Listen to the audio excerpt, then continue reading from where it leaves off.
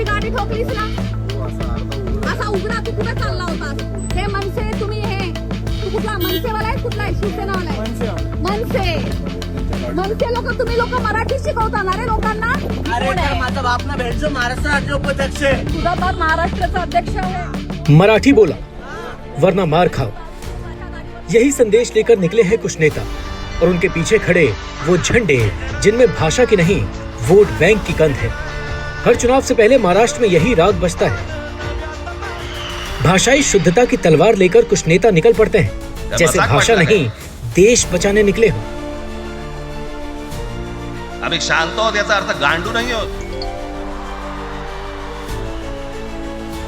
सवाल यह है कि क्या सचमुच मराठी भाषा संकट में है या फिर चुनाव नजदीक हैं और नारे पुराने पड़ चुके हैं। राज ठाकरे और उद्धव ठाकरे जो एक दूसरे का चेहरा तक देखना पसंद नहीं करते थे, अब एक मंच पर मराठी अस्मिता की रक्षा में खड़े हैं, और वो भी ऐसे वक्त में जब राज्य बेरोजगारी, किसानों की आत्महत्या और शहरी बुनियादी ढांचे की चरमराहट से जूझ रहा है। क्या भाषा अब राजनीति का आखिरी हथियार बन चुकी है? महाराष्ट्र वो राज्य जहां 1960 में एक पूरा आंदोलन सिर्फ इस बात के लिए हुआ था कि मराठी बोलने वालों को उनका हक मिले, जहां सामना से लेकर सावरकर तक हर नाम मराठी अस्मिता से जुड़ा हुआ है। लेकिन एक बार फिर वही अस्मिता अब सड़क पर गाड़ी के शीशे फोड़ने और वीडियो शूट न करने की नसीहतों में तब्दील हो गई है।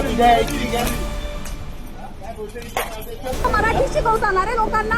अरे माझा बाप ना भेटतो महाराष्ट्र राज्य उपाध्यक्ष आहे. तुझा बाप महाराष्ट्राचा अध्यक्ष आहे. राज ठाकरे कह रहे हैं मारो लेकिन कैमरा ऑन मत करो।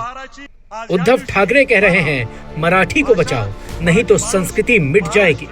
और जनता पूछ रही है साहब हमारा क्या गुनाह है? अब जरा आंकड़ों की जुबान में बात करते हैं। 2011 की जनगणना कहती है कि मुंबई की 43% आबादी माइग्रेंट्स की है। इसमें से लाखों लोग उत्तर प्रदेश, बिहार, गुजरात और कर्नाटक से आए हैं, यानी हर दूसरा आदमी इस शहर में पराया है। लेकिन क्या वो अपराधी है? क्या मराठी न बोलना गुनाह है? यानी हर दूसरा आदमी इस शहर का नहीं लेकिन इसी शहर को चलाता है। तो सवाल ये है, अगर ये 43% बाहरी कल चले जाए तो क्या मुंबई की लोकल ट्रेनें चलेंगी? क्या अस्पतालों में वार्ड बॉय और नर्सें मिलेंगी? क्या होटल में खाना मिलेगा या इमारतें बनेंगी?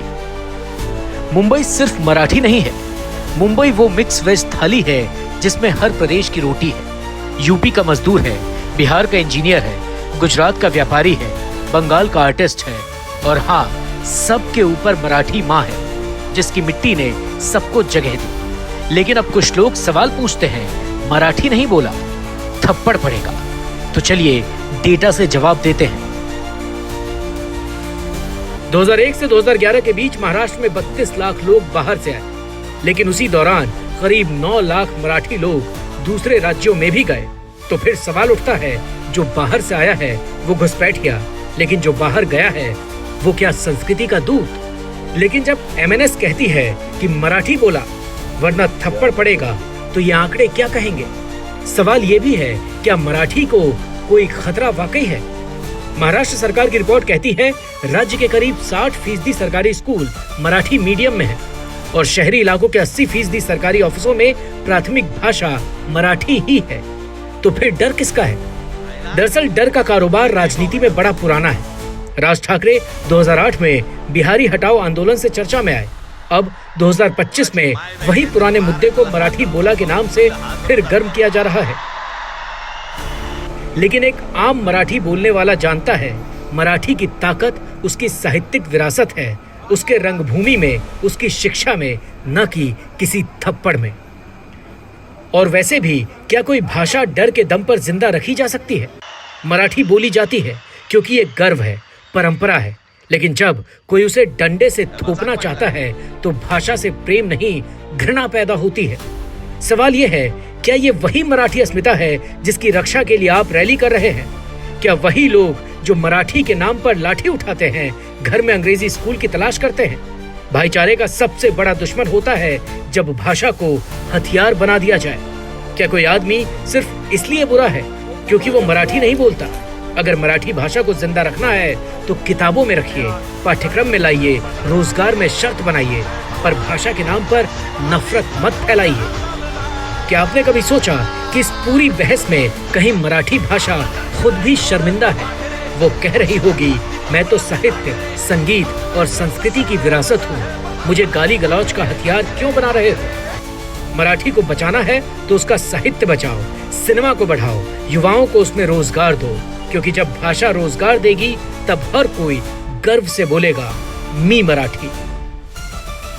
लेकिन जब भाषा को वोट की जुबान बना दिया जाए तो असली खतरा वहीं से शुरू होता है। मराठी सिखाइए मगर मारिए मत। भाषा प्यार से फलती है, नफरत से नहीं।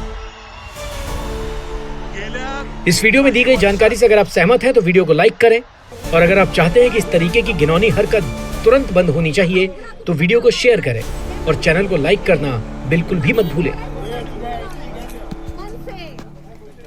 लोक, तुम्ही लोक मराठी शिकवता ना रे लोकांना? अरे तर माझा बाप ना भेटतो महाराष्ट्र राज्य उपाध्यक्ष आहे. तुझा बाप महाराष्ट्राचा अध्यक्ष आहे.